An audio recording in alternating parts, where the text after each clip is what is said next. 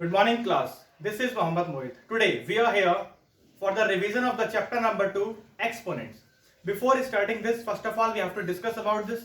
What is the number, which is how which type of numbers are written in the form of exponential form. So first of all we have take one number, that is 5, and 5 to the power 3. When the number written in this form, this type of number is known as exponential form.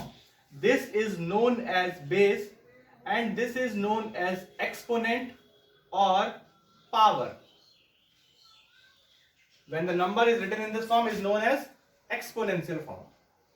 Now some laws are there, so we have to discuss about the laws of exponent. What are the laws?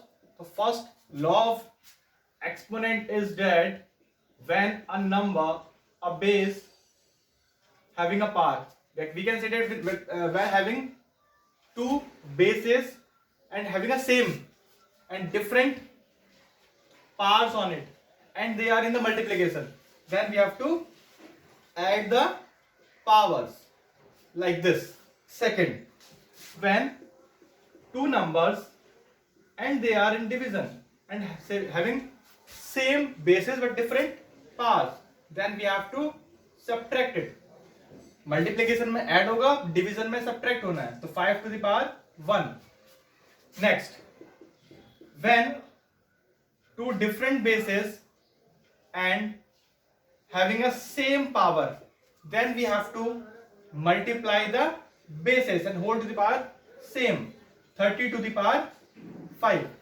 Next, when they are in division and having different bases but same powers, then we have to divide it. So 5 upon 7 and hold to the power 2.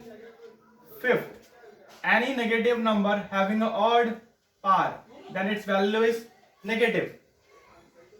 Any negative number having even power, its value comes in a positive form. Next, any number having a power in negative form, then we are unable to solve it. So first of all we have to convert in the positive form. When we are going to convert into positive form, we have to reciprocal the base. Base का reciprocal करेंगे तो power किस में हो जाएगी? Plus में हो जाती है. Next, when any number having a 2 or more powers on it, then we have to multiply the powers. So these are the laws of exponent. One more is there. When any number, any value, anything which are in the bracket and its power is 0, then its value is 1. So these are the laws of exponents that you have to learn in this chapter. Now we have to discuss which type of questions we have to solve. क्या क्या पढ़ेंगे इसके अंदर अभी हम वो सब देखते हैं. फर्स्ट, इस टाइप्स के होते हैं. Write in expanded form. तो एक्सपेंडेड फॉर्म पावर 5 है तो we have to write 5 times.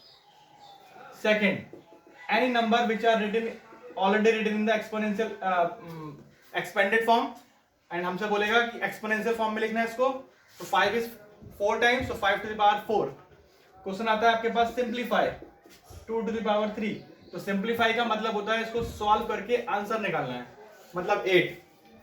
ऐसे ही अगर आपके पास ऐसा क्वेश्चन आएगा, simplify the following या फिर solve the following या evaluate the following, इस तरह का क्वेश्चन अगर आपके पास आ गया तो आप क्या करेंगे? Having a same base but different powers, तो we have to add in multiplication. ये आ जाएगा 5 to the power 5 means 5 multiply by 5 multiply by 5 multiply by 5 multiply by 5. Solve करेंगे पूरा. 5 5 25, 125, 625, 3125. इस तरह से हम सॉल्व करते हैं. और देखिए क्या किस टाइप के सम्स आते हैं इसके अंदर. 5 upon 4 to the power 2 divided by 5 upon 4 to the power 2. अब बेसिस सेम है. जब बेस सेम होता है then we have to subtract the powers. तो कितना आ गया? 5 upon 4 to the power 2 minus 2 0. अभी आपको बताया था when any number anything which are in the bracket and whole to the power 0, then its value is 1. अगर यही मल्टीप्लाई में होता, मान लेते हैं अगर यही चीज अभी मल्टीप्लाई में होती तो मैं क्या करता? इसको सॉल्व करता इस तरीके से. 5 upon 4 to the power 2 multiply by 5 upon 4 to the power 2. अब सेम बेसिस है तो 5 upon 4 to the power 2 plus 2, it means 5/4 to the power 4. तो we have to write 4 times, 4 बार लिखेंगे इसको हम और सॉल्व करके बताएंगे क्या आंसर आएगा. तो लाइक 5 5 25, 25 125, 625 अपॉन 16 64 और ये आ जाएगा हमारा 256. तो इस तरीके से हम सॉल्व कर लेते हैं क्वेश्चंस को. इसमें सिंप्लीफिकेशन वाले भी आते हैं. हमें ये भी आता है कि you have to write the numbers in exponential form. कैसे आता है एक्सपोनेंशियल फॉर्म में करने के लिए? सपोज 5 2 -3 क्वेश्चन आएगा, give your answer in positive exponent. Positive exponent अगर आपको पता है एक ही नंबर की जब दो पावर हैं तो पावर आपस में मल्टीप्लाई हो जाती हैं. तो कितना हो गया 5 to the power -6. अब पावर कैसी है? नेगेटिव में. हमें करना किस में? पॉजिटिव में. जब ये नेगेटिव होती है तो पॉजिटिव करने के लिए रेसिप्रोकल कर देते हैं बेस का. तो पावर किस में कन्वर्ट हो जाती है? पावर कन्वर्ट हो जाएगी हमारी पॉजिटिव फॉर्म में.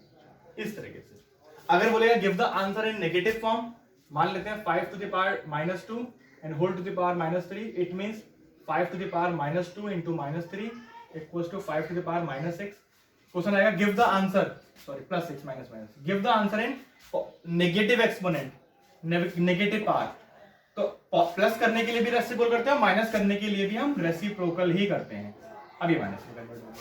तो this type of sums are in this chapter that you have to learn, you have to read. फिर इसके अंदर आता है थोड़ा सा कुछ फाइंड करने के लिए x की वैल्यू या n की वैल्यू किस टाइप के आते हैं मैं बताता हूं आपको. जैसे 2 to the power 5 multiply by 2 to the power n plus 1 equals to 2 to the power 3. यहाँ क्वेश्चन आएगा find the value of n. ये x भी लिख सकते हैं, वेरिएबल चेंज हो सकता है. Find the value of n और find the value of x. तो क्या करना है? First of all you have to solve it. जितना सॉल्व हो जाए उतना सॉल्व करेंगे. इक्वल्स टू के इधर भी आपको एक ही टर्म लेके आना है और इधर भी एक ही लेके आना है. मतलब आपको एक बेस लेके आना है. एक बेस इधर, एक बेस इधर. यहाँ तो एक बेस है बट यहाँ दो बेस है, यहाँ भी एक बेस लेके आना है. तो मल्टीप्लाई में क्या होता है? पावर ऐड हो जाती है. तो 5 + n + 1 equals to 2 to the power 3. अब यहाँ कितना देगा? 2 to the power 5 + 1 6 + n equals to 2 to the power 3. अब क्या करेंगे? कैसे निकलेगा? वी नो डेट अगर 2, यहाँ पर भी 2 लिखा है, अगर यहाँ की पावर 2 है 2 की, तो यहाँ पर पावर में कितनी लगाऊं कि ये दोनों वैल्यू इक्वल हो जाए? ये होगा 2 to the 4. मुझे यहाँ भी 2 लेके आना है, तो 4 लेके आना है. तो कितनी बार होगा? 2 भी तो 2 टाइम्स हो. तो मीन्स क्या हुआ? जब बेसिस भी सेम हो और पावर्स भी सेम हो तभी ये इक्वल में होता है. जब बेसिस भी सेम हो और पावर्स भी सेम हो तभी ये इक्वल में होता है. बेसिस तो इक्वल है मतलब पावर भी सेम होगी. तो यहाँ पर हम क्या कर लेते हैं? कंपेयर कर लेते हैं पावर्स को. Comparing on powers. पावर्स को कंपेयर करने के बाद तो दोनों पावर आपस में क्या होंगी? आपस में पावर इक्वल होती है. दोनों पावर को आपस में इक्वल की फॉर्म में लिख लेंगे. तो कितना आ जाएगा ये? 3 - 6 n इक्वल्स टू -3.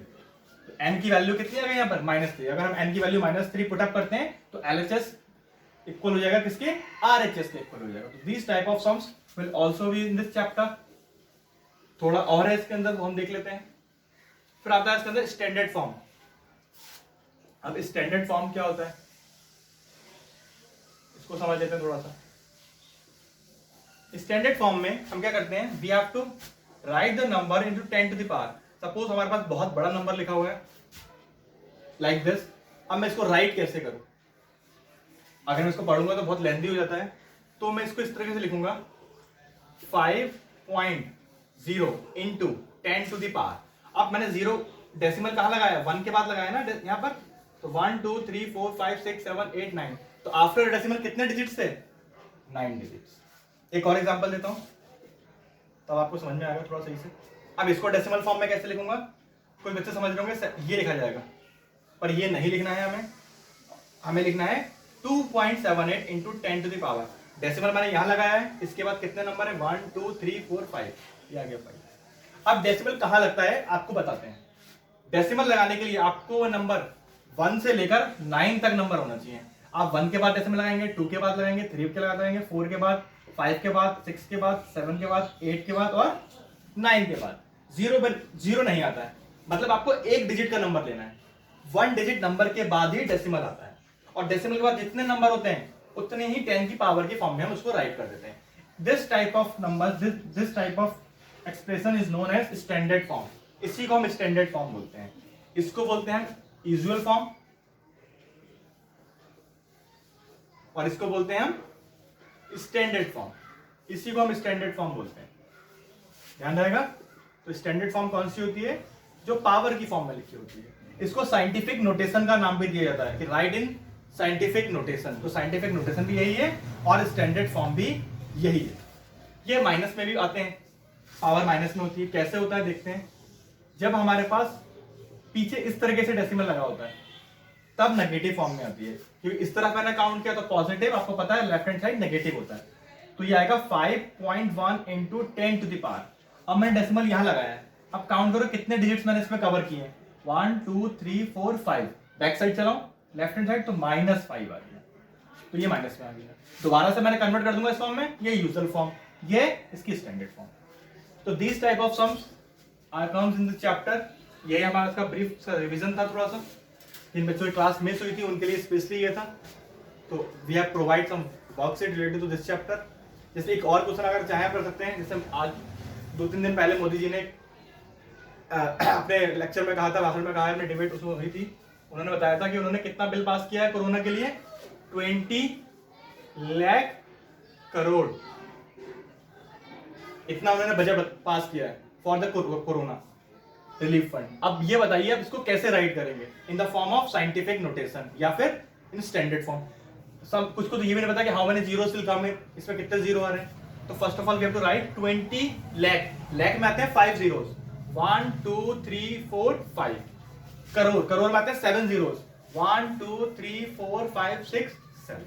तो इतना मनी उन्होंने कोरोना के लिए उससे लड़ने के लिए इतने मनी को पास किया है.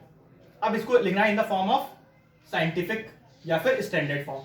तो हमने डेसिमल आएगा 2 के बाद. आप 2.0 लिख दें या फिर खाली 2 लिख दें, नो इशू की. डेसिमल के बाद 0 की वैल्यू नहीं होती है.